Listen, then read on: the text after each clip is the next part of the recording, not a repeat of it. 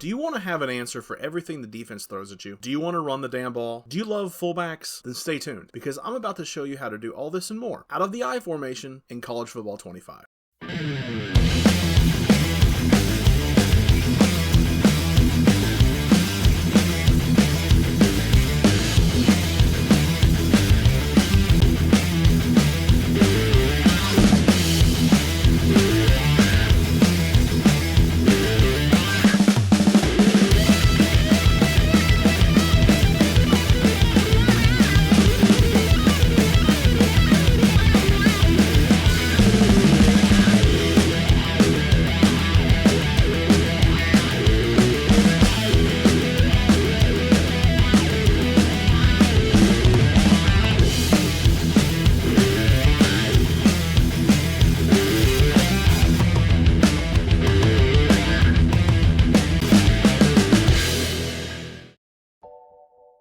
Before we can get into the plays, we have to understand how to attack bubbles. You might be asking yourself, what the fuck is a bubble? Well, let me show you. To make it simple, bubbles are gaps not covered by defensive linemen. Let me show you some examples. So here in practice mode, we're just looking at a random defensive formation against the I formation. And like I mentioned before, we want to look at the gaps that are not covered by defensive linemen. So in this example, we got a gap that's open here. We have a gap that's open here. We have a gap that's open here. So we see that if, I was to run a fullback dive in this hole, I'm running right into a gap that is out leveraged. There's a lineman in the gap. So that's just not going to work. If I just simply ran it to the next gap over, I now have leverage on these two defensive tackles. So that's the whole premise of this entire offense, is understanding open gaps to close gaps. Now I'm going to show you how to leverage that information into shoving the ball down people's throats. Understanding how to use fullback dive to attack bubbles is the first step in understanding this offense. So we're going to go and select fullback dive, fake halfback in a random defense. And at first glance, if we were trying to go to the A gap on the right, we see that is closed. So if we shift over and say we're going to go to the A gap on the left, we now have an open bubble. Ideally, our left guard would pick up the defensive tackle on the left, the 3 technique. Our center and right guard will double the nose, or the 1 tech, and then hopefully we can get that center to the next level onto the Mike backer. There's a lot of hopes and ifs, but more often than not, you're at least going to get the double team on the nose and have an open gap to run through. And just off the rip, we already get 5 or 6 yards just by attacking the bubble. The defense is giving us a lane to run through. We're just taking it. And what I like most about this particular fullback dive is it has this flip fake on the back side of it. So if you run this enough, that's going to be ignored. So that later on, we can actually come back to that, because there's a fake fullback dive flip that has been in iterations of Madden and college football for 100 years, but has been kind of underutilized, in my opinion. Again, we have the same gap as before. Let's shift. Say we're going to run to this left side. Same thing, we get a double team, and the center gets to the Mike backer. I'm not doing anything but running forward. I'm not hitting the turbo, nothing.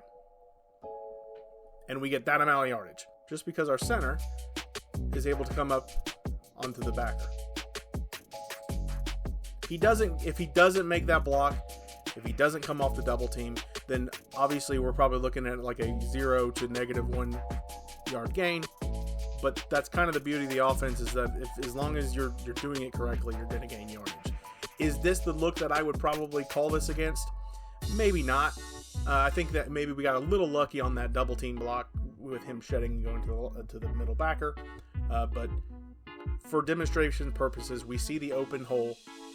We're going to attack it. So the key is to use fullback dive as your quick hitting A gap run. You want to use it whenever it's there. That way you can get the defense used to that backfield action so that you can come back to it later in other kind of fakes off of it. And they really have to honor those A gaps, because if you hit it every time and you're getting the gains that we just saw, every time they don't honor the A gaps, then it's going to be, a long game for them.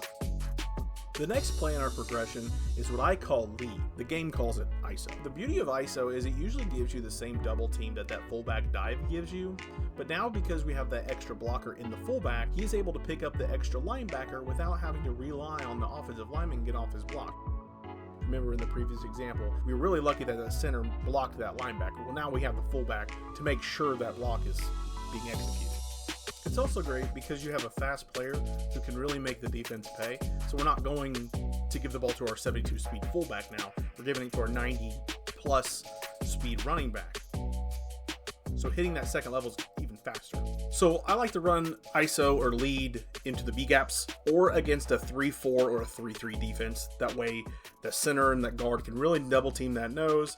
It's a clear read to the backer for the fullback, and all I'm doing is just following them into the hole and going left or right. If I'm calling my fullback dive to the A gaps, A gaps are covered.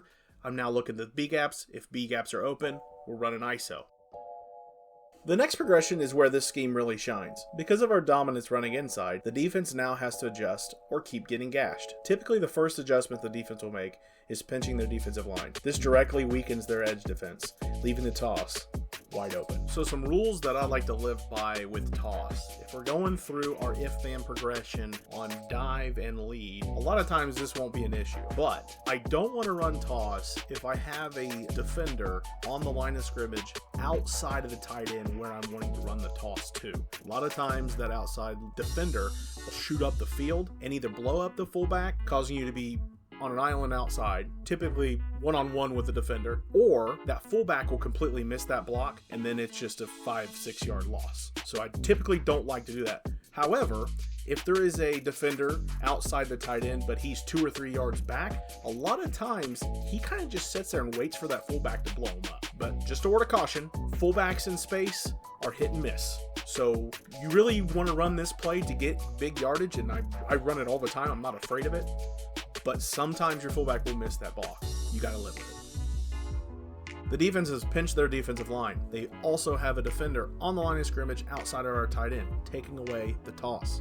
The next step in the progression, and really the final step in the progression, is the quarterback boot. What the quarterback boot does is it allows you to fake to the right and get that backside defensive end to crash, giving you a wide open backside where you can either take it and run it, or you might have options to throw it down the field. Either way, if everything has happened the way that we explained it in the if-then progression, and you've made it to the point where you need to now run your boot, it's going to be there. It's going to be wide open. At this point, you can actually run reverse if you don't want to run boot. You can even run that fullback, halfback flip, where it's faking the dive and flipping into the halfback. All of those options are legitimate. I personally like the boot starting off the best, just because the reverse, you have one option. You're just going to give the ball. There's no throwing the ball away. If they've blown it up or you have an instant shed, then you're just dead in the water. Whereas boot, you have an option to throw the ball away. If the edge is not open like it should be, you can throw it downfield, or like I said, throw it away. Reverse can really hit though, and some of the fakes that go off the reverse can also hit, like you saw in my intro. So just in case I didn't mention it before, you'll want to put these plays in your audibles: ISO, fullback, dive, reverse, boot, toss.